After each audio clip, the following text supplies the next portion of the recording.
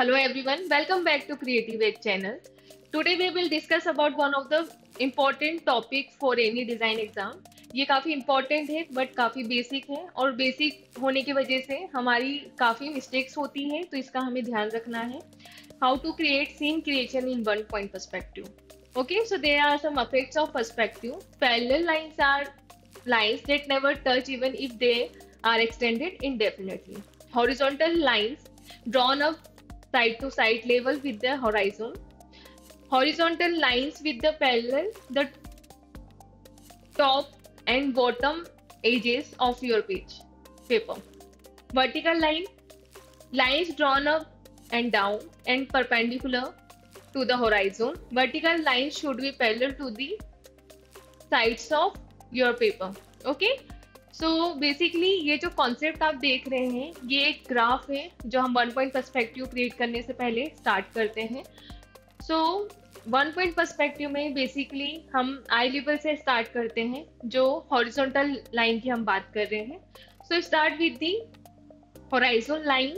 It is also known as eye level. Okay. The second step is the line of station. Line of station is basically the position of the viewer. Okay, so horizontal line and line of station, horizon जहाँ पर intersect करता है वहाँ पर हमें vanishing point create होता है. Okay, so vanishing point is also known as station point जहाँ पर सारी deviating lines जाकर converge होती है. So vanishing point का एक और यहाँ पर काम रहता है. इसके थ्रू हम सारी डेप्थ क्रिएट करते हैं, एक 2D शेप को 3D फॉर्म में कन्वर्ट करते हैं, हमारी ड्राइंग और रियलिस्टिक क्रिएट होती है. ओके.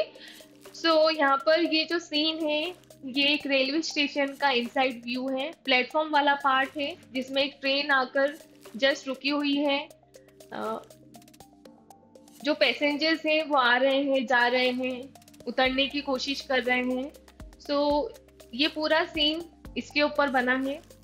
अब यहाँ पर जो भी हम ऑब्जेक्ट ऐड कर रहे हैं ये हमारे आई लेवल के अकॉर्डिंग ऐड होंगे. हमारे आई लेवल के अकॉर्डिंग ही इसमें हम मेजरमेंट लेंगे और इन्हें ऐड करेंगे. हमें ये ध्यान रखना है यदि मेरी हाइट 5 फीट है तो इसके अकॉर्डिंग मेरा आई लेवल क्रिएट हुआ है एंड इसी के अकॉर्डिंग हम सारे ऑब्जेक्ट्स क्रिएट कर सकते हैं. हम कंपैरिजन देख सकते हैं. यदि मेरा आई लेवल ये है तो मेरे आई लेवल के अकॉर्डिंग ट्रेन का साइज कितना बड़ा होगा, हाइट कितनी ज़्यादा होगी. यदि एक रेलवे स्टेशन है, प्लेटफॉर्म के मैं खड़ी हूँ और एक ट्रेन के बगल में खड़ी हूँ तो मेरा जो आई लेवल होगा वो विंडो के सेंटर में होगा. ओके. सो हम इसका ध्यान रखेंगे. इन केस जो पर्सन ट्रेन में खड़ा है उसका आई लेवल और मेरे आई लेवल में डिफरेंस होगा क्योंकि वो पर्सन की हाइट ज़्यादा हो रही होगी ट्रेन की वजह से. तो ये सब बेसिक चीज़ों पर हम हमेशा मिस्टेक्स करते हैं तो इसका हमें ध्यान रखना है. Next, see the regret.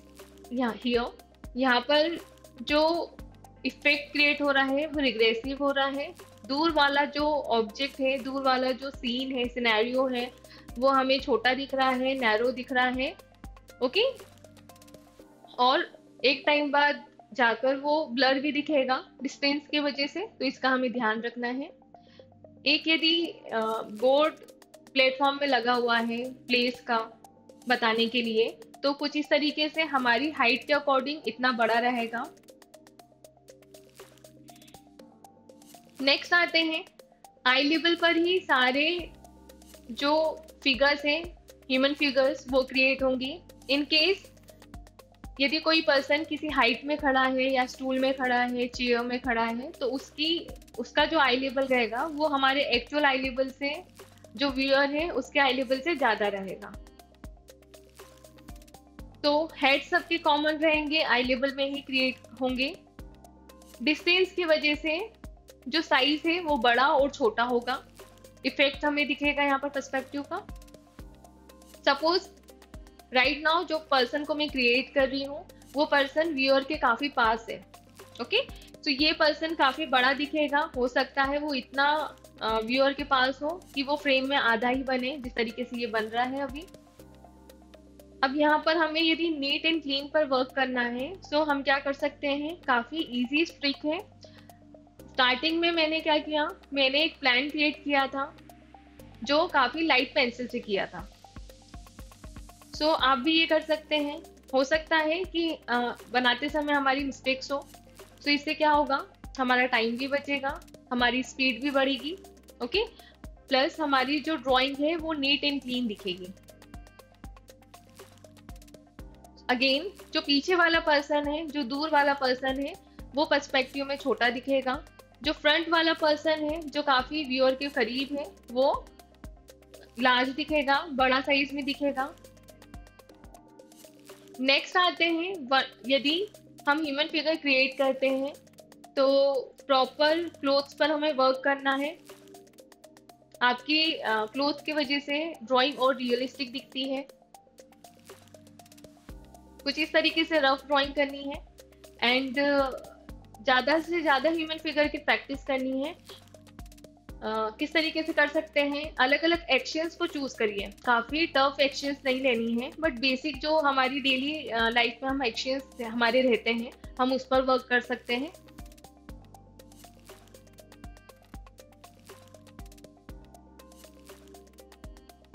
तो ऑलमोस्ट वी हैव कंप्लीटेड दी सी।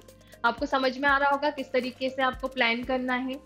अब यहाँ पर जो लाइन ऑफ स्टेशन है, ये यदि आपने नोटिस किया होगा तो स्लाइटली लेफ्ट साइड है। It's totally depends on you कि आपको लाइन ऑफ स्टेशन साइड में लेना है, सेंटर में लेना है, कि लेफ्ट साइड लेना है ज़्यादा। अब जो व्यूअर है उसे यहाँ पर राइट साइड वाला पार्ट ज़्यादा दिख रहा है, सो इसका हम ध्यान रखेंगे।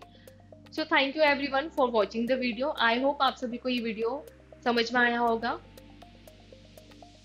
Thank you.